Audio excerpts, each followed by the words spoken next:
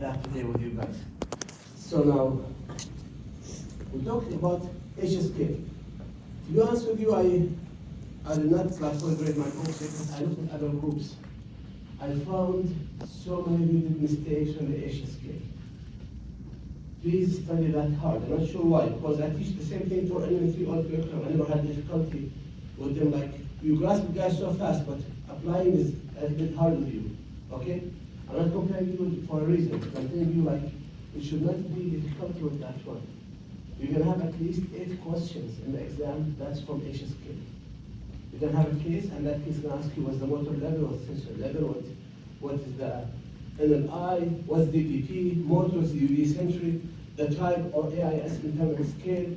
So all these are going to be asked, okay? So you need to be careful, guys. And it's not for the exam itself. When you go to the hospital, you need to know how to read the H scale. When you apply like your technique, your GOHR application. So H scale, guys, like it has systematic sequence, as you can see here. It has sensor level. You find sensor level right side first, then sensor level left side. You're going to see what, an exam question, what is the H impairment scale sensor level? Or H impairment sensor level impairment. Okay? That the question was worded like that. Okay? And just look, what's your rewarding was not only in my hand by myself. We have a team, the newer team always the strong team. Okay, the strong team, hard-minded, I mean. They have good nerves. So I think it was like a long discussion, going through the questions and putting them together to make sure they look the best way for you guys, okay? So that is the question. By the way, I noticed something. If you have a question in this class, guys, I'm the lead for the class. So just you reach to me. You don't need to reach to other faculty, okay? Because other faculty are part-time. I don't want them to take time outside their paid real time to do work for you, okay? So, with that said, to find sensor right, sensor left, the motor right, motor left, then we determine the neurological level of injury. Then we're going to look if it's complete or incomplete. Then after that, what we're going to do, we're going to try to find what is the type. Is it A, B, C, D, or E? Okay? If it's A, that means complete spinal cord injury, no preserved muscle strength, okay, below the level of the injury, at least 3 levels or below. Like if you see, if you count 3 levels, more than 3 levels, and still have muscle strength there, that's the shady part. And there's no voluntary air contraction. HAB, there is no preserved motor, but there is preserved sensory. HSC, it tells you what? There is preserved motor below the level of the injury. However, less than half of the muscles have strength 3 or more. Okay? Less than half. HAD, at least half or more than half of the muscles have strength 3 or more. Is that clear? You got that, guys, together? Then you're going to find ZPP. ZPP, are they beneficial? Not to be honest with you, beneficial for us. But that's how they developed that one through the research, and we keep it always, and we keep using it moving forward. Okay, that's very important to be able to find all these things. I have case study for you here, we can practice together right now. This one quickly. So I'm going to listen to you yelling loud to me, what are the levels? What is the H impairment scale sensor level on the right side? Let me find him. Right side is sensor level C5. Great job, yes. Right level here. Shall I write, or guys, you know it? Sensory right is C5. What is the sensory left? Sensory left is C7. What is the motor right? C6 or C7? C6, great job. What is the motor left? C7. So now we have what? We have sensory right C5, sensory left C7, motor right C6, motor left C7. Is that right? What is the neurological level of injury in an eye? C5. Great job. Same as this one here. Is this is it, what type of, what is the, is this injury complete or incomplete? Sorry, first. Incomplete. Why? We have deep inner pressure intact. You see, that says yes. So it's incomplete. Okay? What is the AIS impairment scale for this patient? H impairment scale classification. A, B, C, D, E. What do you think? E. C. What does C mean? C is motor incomplete. That means if you have no voluntary contraction, there is no way that can be C. So that's the point. I'm not sure. Did you guys study the H scale, or I did not explain it very well for you? That's my question. Or you feel you need to study more of it. What's going on?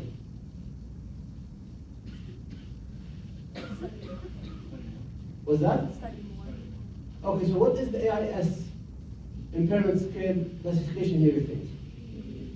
B, good job. Why B? It's sensory incomplete. That means sensation is intact, which we see here, deep air pressure intact, but there is no motor. Okay? That HAB. Always HAB is sensory incomplete. Is that clear? Right, please. Why is the motor on the right C6? Because C6 is number 4. Do you see it? So 3 doesn't count then? Doesn't count. To find the motor level, everything above that has to be 5 and or 2s. Okay? If we say 3 here, the motor level of injury, that's not correct. Why? Because above that is 4. If we have 5 and on C6, that's yes. We can't say C7 is going to be the motor level. But since it's 4 here, where did you detect the first change happen to the muscle strength? First change happened at C6. That is the motor level of injury. Is that clear? Yeah, thank you. You're welcome. Any more questions? Okay. I have no questions, continue. Now, let's talk about the complication of the spinal cord injury as we go through today, guys. For the DVT incidence, DVT happens mostly in the acute stage. Okay? Like, gets more chance to happen very acute, in very acute stage after spinal cord injury. Why? Because we have spinal shock and we have like loss of reflexive contractions below the level of the injury, and that will create blood pooling. Is that correct? How can you manage DVT? Like if you work with a patient and you find the patient has DVT, you suspect there is DVT. What are the signs of DVT first? In the calf. Swelling, redness, warmth, good job. So if you see these things, what you should do? Do not do Homan's sign or Homan's test, do not do anything, guys. I'm telling you from now. I know this additional PT school. Do not mess with it. Stop your therapy session, raise the patient leg to make sure that the fluid there continue to come back, okay? And immediately go notify the treating physician, okay? Do not try to bother with it. It's not your business to try to massage it or do something for it to decrease the swelling. Is that point good? So always stop the session, elevate the leg, and just try to contact the treating physician for that. Now, second complication, respiratory. Just let you know, guys, the most leading cause of death among the patients who have spinal cord injury is respiratory complications, as I mentioned in my presentation as well, I think. One of the most leading cause of death for them. So we have to be always careful, take care of the respiratory complications with the patients also. We need to check how can we know patient has like diaphragmatic function or not. How can you tell? By breathing. What's that? Affect C5. If it affects C4, there can be sometimes partial innervation, but physically, like you look at the patient's chest, if you see like any epigastric elevation, epigastric elevate, okay, during the breathing, that is a sign like of diaphragm is still intact and still working. If there is no epigastric elevation, as you patient will breathe, that is not kind of it. So for ventricular ossification as well is part of their complications. Ventricular ossificans or ossification is laying of new bone within the joint space. That's right? It happens with the patients below the level of the injury, it can't be above the level of the injury.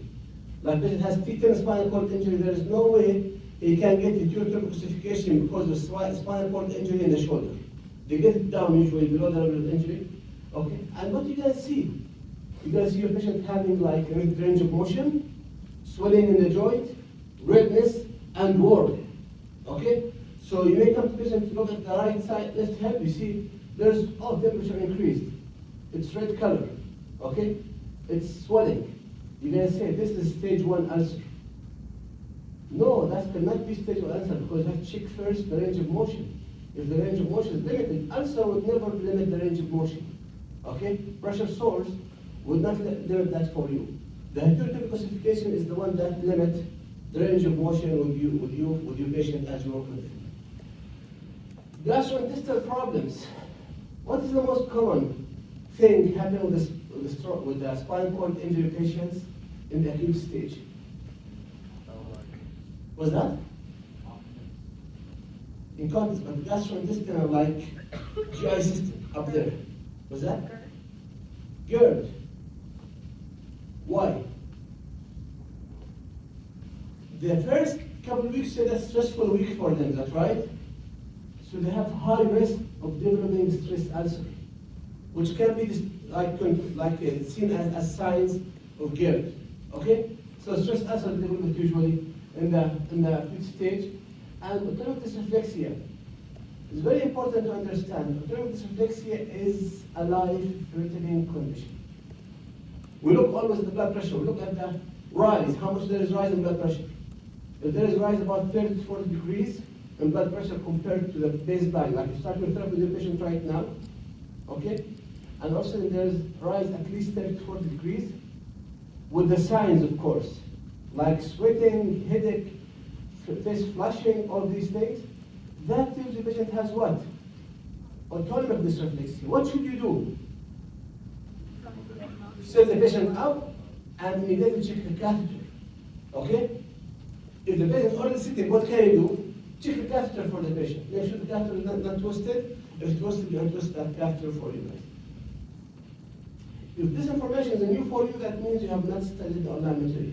Because I spoke about this in the voice-over presentation right there. Now, orthostatic hypotension. This is another problem can happen. Okay? Like if you get drop in systolic, how much? And diastolic, 10. 12 systolic, diastolic, 10 or more drop. That shows your patient has orthostatic hypotension. So I told you on the evaluation day, the first time I work with my patient, I spent sometimes like half an hour at least sitting them up, especially if this first time sitting up after the surgery. Because of the fracture spine, they put for them screws there and they make arthrodesis for them. Then as you get them up right now, I try to do it slowly. What I do, I check blood pressure, then I make my patient like 20 degrees up, check blood pressure again, 20 degrees up, check blood pressure again, until I get up to like 70, 80 degrees. At that time, check blood pressure, I have to wait a little bit, I give it like some time, okay? Why give it some time? Like yesterday I was doing clinical work with my patient, while I started the patient up, he stood up and said, "No, walk." I said, "No, I can't walk. Let's wait a little bit." Okay, he's in complete spinal cord injury.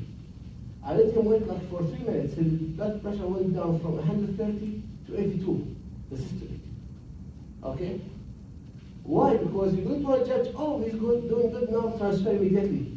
The drop blood pressure can happen up to 5 minutes after sitting up, so you have to be careful. Make sure you give it 5 minutes to get steady. So what we do, we set up the patient gradually, and we keep monitoring always blood pressure with them. Reproductive system. Now, will the spinal cord injury patients be able to reproduce? With a female, yes. With male, most likely no. Okay? Now, with the male, if they have like upper motor lesion, you know what that means? The damage happened like above the conus medullaris, not in the corn equina area, within the spinal cord itself. They can have like reflexive erection, okay? But there's no ejaculation with these patients. Psychogenic erection will never happen with them, or most likely will not happen with them, okay? Reflexive time has a reflex. Now with the female, no, they still be able to reproduce, but sometimes they have problems with their menstrual period, moving forward. Okay, now bladder control catheterization, this is a very important thing. There's something called ingoing cath, and there's something called like intermittent catheterization, okay? With these patients, they have difficulty with cathing. Before the patient goes home, your main focus here is to teach the patient how to do, it's not you of course, they can do usually the OT with the nursing. PT sometimes do it, I don't do it myself to be honest with you, as patients going home. The first goal for you is to teach them how to do intermittent cath, self-cath themselves, okay, while maintaining sitting balance. So that's a very important thing for them, for their safety, because if they get to dysreflexia, they will need to cut themselves sometimes quickly at home, as intermittently, okay, to implement bladder. So let's talk about the syndromes. The spinal cord syndrome, anterior cord syndrome, first one. Anterior cord syndrome, what's known also as what? Acceleration or deceleration injury? Acceleration or deceleration?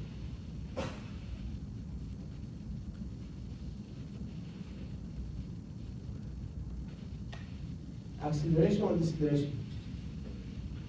What's that? Deceleration. That's right. Why? Because it's flexion injury will damage the anterior cord of the spine. Now, posterior cord syndrome is mostly acceleration, extension injury. Okay? So anterior cord syndrome, patient will lose what? The strength below the level of the injury, and will lose the pain and temperature sensation below the level of the injury. That's right. Mainly start with strength. Now, for posterior cord syndrome, they will lose what? Light touch, proprioceptive input, all this good stuff that they lost with them. Brown-Séquard syndrome, what's going to happen? Patients are going to lose the motor control ipsilaterally, proprioception ipsilaterally, all these things, and contralaterally is going to lose what? Pain and temperature. Pain and temperature. Guys, please, I see some of you look lost to me. You know, for the exam, if you get in this exam less than 89%, that means you are doing a bad job in this class. You know why? Not because the exam is easy. Exam not easy. Exam is like moderate to hard. Because everything in the exam, I told guys to you like in details, honestly. So please study hard. If you don't want to be in Europe, PT in the future, it's up to you.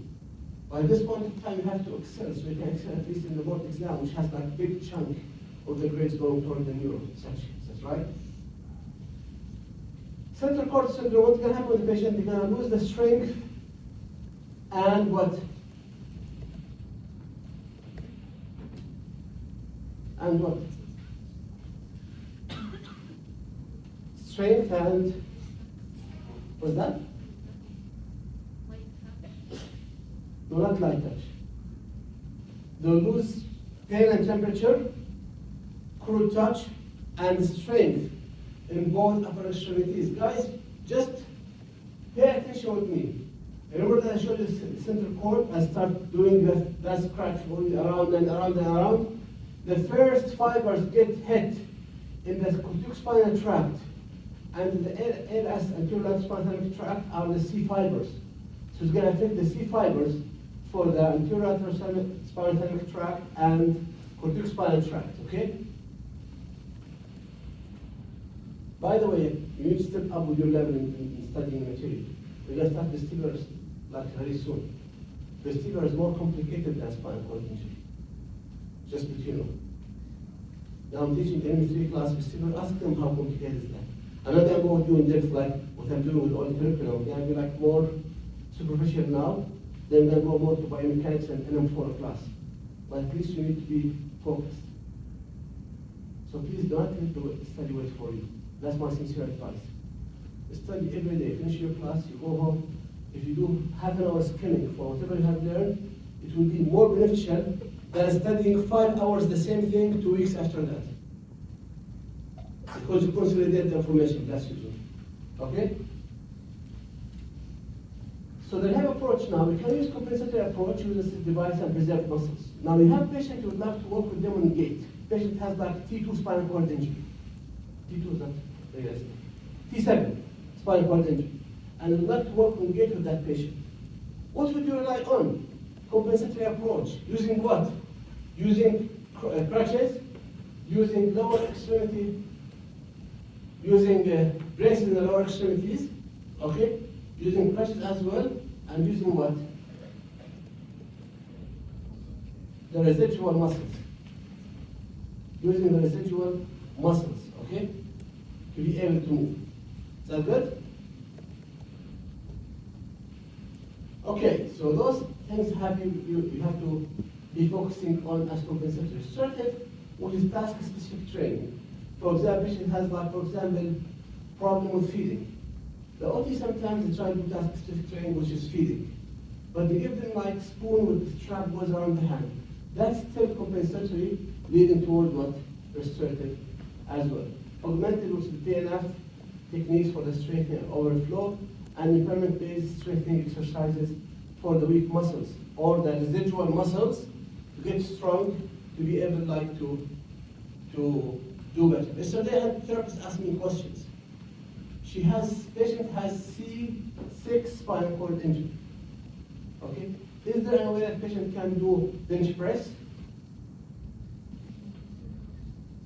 She said, oh, teacher, ask me that question. Of course, we can do it. How we can do it? I showed her a bar, okay? We put the bar, we put 2 rubber bands around patient's hand, and the bar is like this in the chest. We ask patient to abduct both shoulders using what? Pecs and deltoid, and this brought to extension, back down flexion, okay? And that because the hands are locked. So that's compensation. See how is it? So you can do so many things with compensation, but that will lead to what? Will lead to what rehabilitation afterwards. Movement strategies here. We need to focus on momentum. Momentum is very important for multiple tasks. For example, the patient likes doing transfer from mattress to the wheelchair, and the transfer will feel not able to lift my bottom up. What are you gonna do? I got them, okay, the squat, no, throw your head hard, stronger, harder, and just lift your bottom up higher. Same with the floor to wheelchair transfer.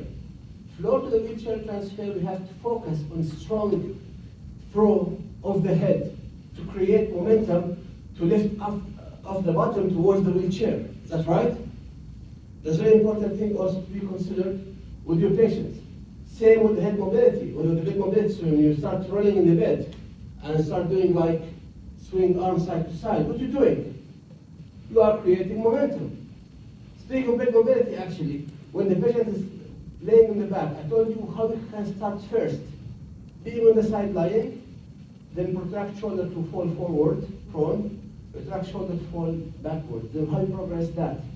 We put wedge, remember that huge wedge I put behind your colleagues? Okay? We put that wedge, okay? What's the benefit of the wedge?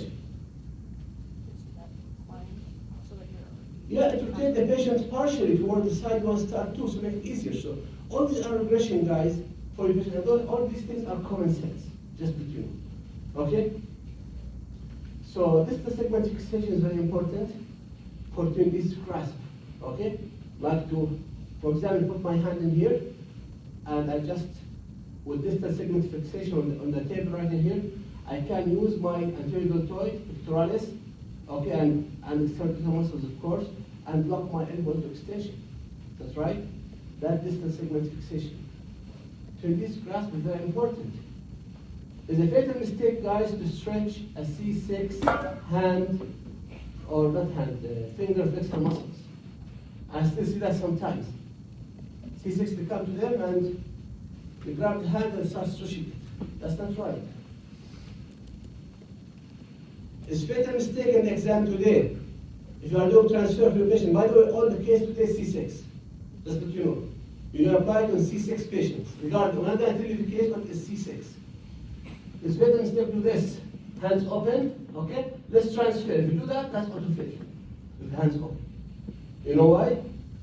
Because it's fatal mistake. Like your patient, you are overstretching their hands. Plus, they have no control enough in the hands, so they may twist their finger. They may just sprain their ligaments. So you have to be careful. Okay? Muscle tightness in the lower back, we have to maintain it. Hamstring tightness, what can affect? Hamstring tightness can affect the lower back, like muscle tightness, which is important for what? Sitting balance. That's right. Now, if you are on the floor when you get to the wheelchair, like side approach, and patient like has tightness in the hamstring and kept their feet straight and try to go up to the wheelchair, because sometimes look like that, what would that cause? Severe stretch on the lower back muscles, because you're going to have strong head-hip relationship going forward. We don't want to lose the tightness in the lower back. You have to achieve 110 degrees, okay, of a straight leg raise with your patient to avoid losing tightness in the lower back muscles. That's a very important thing to keep in your mind, okay? Now moving from short sitting to long sitting strategies. What would you do? I showed you in the past, said, have a patient sitting down, okay, with the patient just put your arm right under your leg in here, try to lean away from the leg that you would like to move towards the bed, okay? And then try to do what? Throw your head in the direction of the movement, that's right?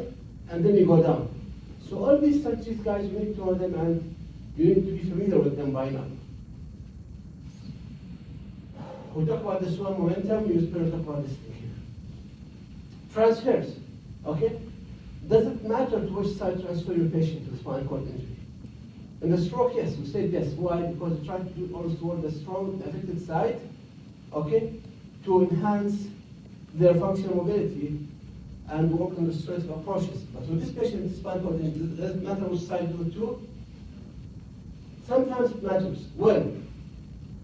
If the patient has arm pain, for example, patient like suffering from right shoulder dysfunction or like a dislocation or stabilis kinesia, that could be having pain after a spinal cord injury.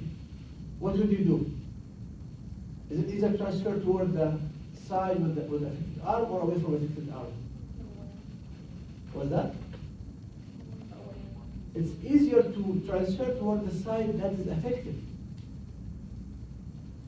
Why? As I move myself, guys, my hand is here, my hand is here. To move to that side, my bottom goes to the right side. What I'm going to do, I'm going to load my left arm to bring myself this way, that's right?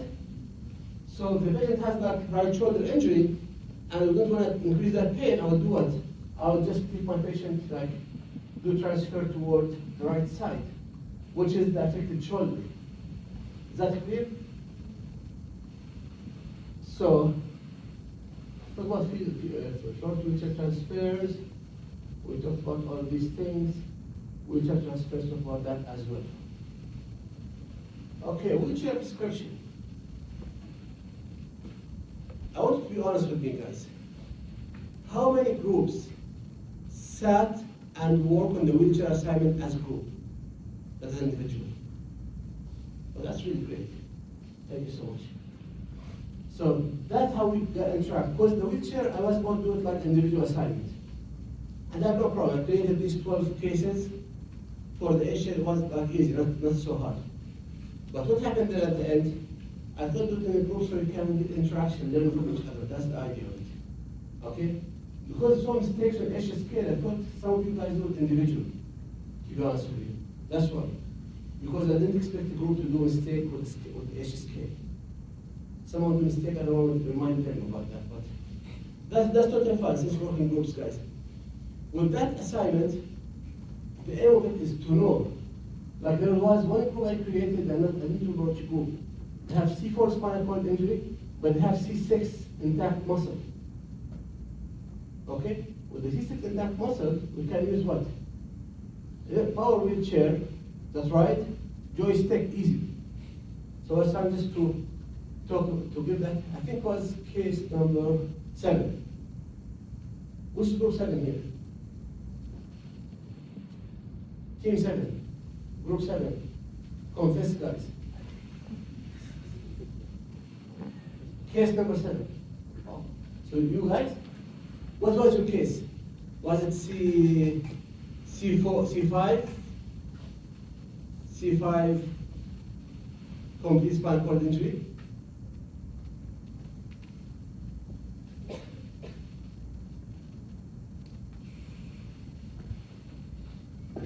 Complete, yeah. It was complete. C7. C7 complete. No, different case. Okay. So now,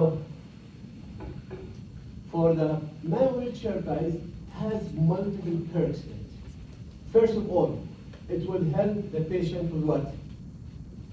Gaining fitness and strength. Okay? Second, you need to make sure the patient is able to do pressure relief correctly to be able to give them manual wheelchair. They have to be able to push off, lift their bottom off. Okay? And as you know, to push off, which muscle you need? This was dorsal. What else? Triceps, scapulodepressors, okay? And you need like supporting the deltoid, especially posterior deltoid, to be able to push off and lift bottom up. Is that correct? So that's a very important thing to be considered. And you need to see patients' balance. Will patients be able to balance in the wheelchair manual, or is going to be falling every 2 minutes? If yes, then you have to consider like manual tilt-in space. If no, it doesn't work even that one, you have to consider what? Power wheelchair, because you can just tilt themselves backward and still be able to move around with a wheelchair. Now, power wheelchair, the downside about it, it will let the patient get lazy. Okay? It will let the patient like not work hard. So it can lose fitness, can lose strength with power wheelchair. Just keep that in your mind. The good thing about it is the patient is not able to do pressure relief. They can just click the button and just tilt the wheelchair backwards. As the wheelchair backward about 65 degrees, they will be relieving pressure from the bottom towards their back. Okay? And the pressure relief has to be for how long maintained? 2 minutes, that's right? At least. And you need to also balance here. Power wheelchair will give them a chance to balance better. It's well padded, okay? Has like edges on the side to protect patient from falling side or another side. Sometimes it can come with a trunk like straps, all of these things. Any questions so far? We're doing good in time actually. Any questions? This will lead us to wheelchair mobility. Speaking of wheelchair, guys, there's something called anterior propulsion. What's that temperature warning? That one's getting hot. So guys, be careful going with that, okay? You're going to need compensation from the school, I think. Okay. So now, anterior propulsion there is, posterior propulsion as well. Anterior propulsion to happen, always tell the patient, just please use the semicircular techniques, that's the easier one. Just go, throw your hands forward, push the wheelchair, and let your hand just drift by themselves, fall down, come back. And then again, forward, let your hand drift. Like coming back is a free ride, okay? But I think that's the hand go of the rims, and then fall down, go back as a free ride, okay? That's what decreases the chance of what? Of having shoulder injuries. Now, if you do posterior, like with patient has no triceps, and we do posterior propulsion, you can't do it like this, okay? You're gonna go back like that. You're gonna put both hands where? On the wheel. Now you can't do posterior in the rib, unless there is dexterity in the hand. There's no dexterity in the hand. You put both hands on the wheel. You extend this, both shoulders, okay? You start depressing shoulders backwards, backwards. You saw last time Kira did that for you guys, that's right? How he was depressing backwards. That will take you backward and have the patient back off and show you in the lab. So everything I have been saying here, guys, has been taught to you in the class in details. Now, wheel in place is very important for the patient, as I said. Wheel in place can help patients sometimes turn within small distance, like when I turn around in this distance here, the wheel in place and just turn around in the same place.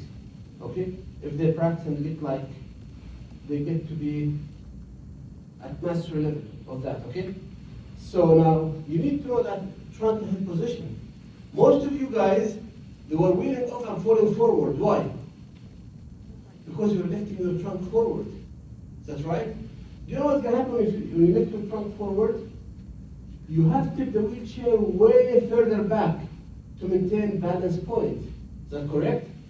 Whereas, if your back stays relaxed and resting on the back of the wheelchair, as you pop into wheelie, you don't need to lift the front caster so high. You lift them a little bit and you're going to be in the wheelie position. But if you go forward, now you're shifting your center of mass forward, so the front caster has to be coming so high to be able to maintain balance point in the wheelie position. You get that point? So keep that in your mind when you work with your patient as well. Now, getting on off a curb, I showed you two techniques, which is stationary one. You pop wheelie from the one place and you put the front cluster on the curb and you lean forward and just you hook your arms, push forward, and that's gonna bring you over the curb. There's another one called momentum. And Kiro, even with all his expertise, he had difficulty with momentum, like getting on a curb, that's right? What did you notice with Kiro? What happened with him?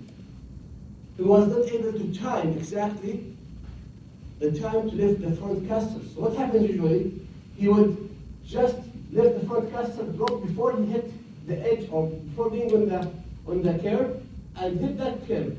If he was, God forbid, if he was spinal cord injury patient, what would happen to him by hitting these ones? He'd be flying like Angry Bird. Oh no, okay? That's gonna happen sometimes. So you have to be careful, guys, as you work with your patient. Okay? Is that clear? Awesome. So wheelchair accessibility, you need to know that now. You make the patient do a wheelchair and go home. Then you discover, oh, at their house, the restroom barely can fit a person standing up on it, not a wheelchair. So how is the patient going to be going home? So you have to consider always the house situation.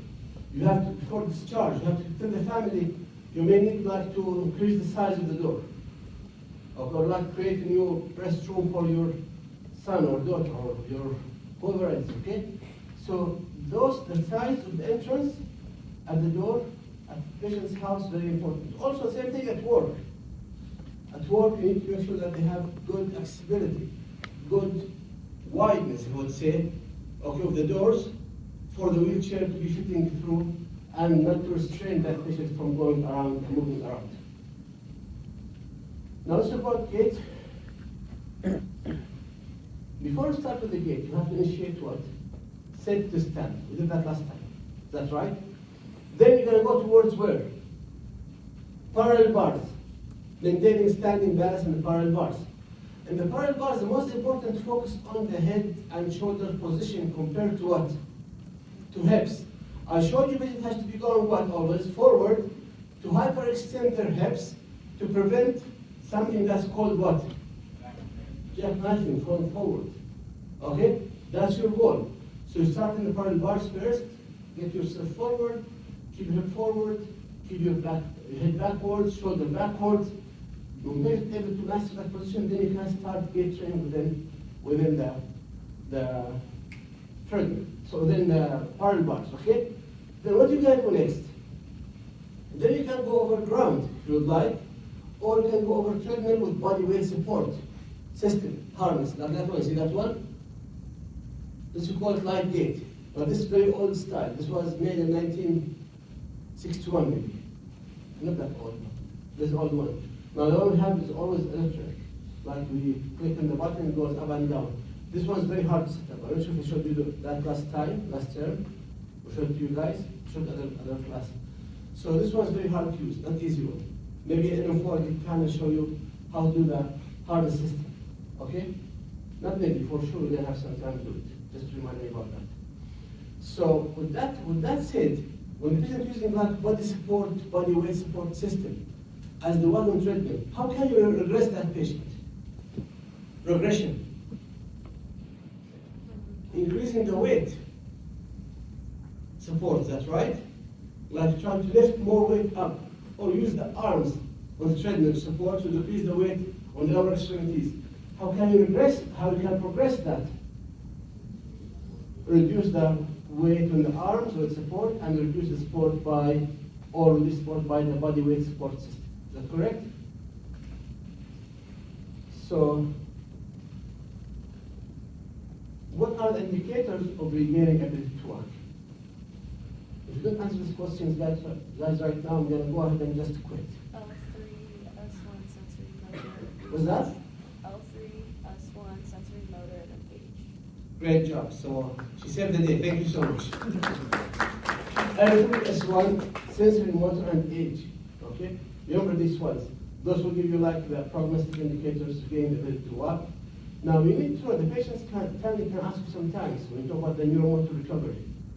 When can we determine the recovery of our beloved one? Usually we rely on the first 72 hours to 1 week. 72 hours, like 3 days to 1 week. We look how much motor regaining is happening there. Based on that, you can say, you know what, I see the patient is going to be able to walk. So use the time 72 hours to 1 week always to look at the motor regaining for your patient. Now, proper guiding is very important for the patient. I showed you last time, patient fall forward. What should you be? You can be behind the patient, push the pelvis forward so the patient can come up, or you can be on the side. You might be in the patient one here for a second, please. Or you can be on the side, like has crutches, pretend you have crutches, yes. Enough strength you would like to have, or axillary crutches, what do you want? Okay, good. He's having these, holding them down, okay? Now he jackknifed here. But how can I prevent that? If he's able to control his arm, I push from the front, he can come up, okay? If he's not able to go again, I'm gonna put one hand in the back, push from the front here, other hand in the front, bring him up like that. That's how you can prevent jackknifing from happening with Mr. Miller, okay? Any questions? Okay. So, we have tips or assisted to ask our patients, like, please just try to visit that, try to understand what orthoses can be with the patient when you use A4, when you use K4, all these things, okay? For gait pattern, we have step 2, we have step 3, we have 4 points. With step 2, you have to have 2-point contact, then 4-point contact, that's right? Like I'm here, I'm having crutches in here, 4-point contact. When I'm jumping, it's gonna be what, like step 2, jumping to the level of the crutches. Now there's 2-point contact. However, with 4 points, how many points of contact you're gonna have at least at each time? 4 points. 1, 2, 3, 4. That's right? So how many points of contact at the same time? Am I lifting more than one limb at the same time? So you have at least 3 points of contact. That's right, step 4. And step 4, I showed you last time, you throw the crutches side and back, and have the patient land on their hands as well. Motor recovery will determine top part of that, which is 72 hours to 1 week motor return, okay? After the spinal cord injury, we talk about the time window, which is, it is also as well. Now, to enhance motor recovery, we have to do more task-specific training, and we have to work on what? Different environments, okay?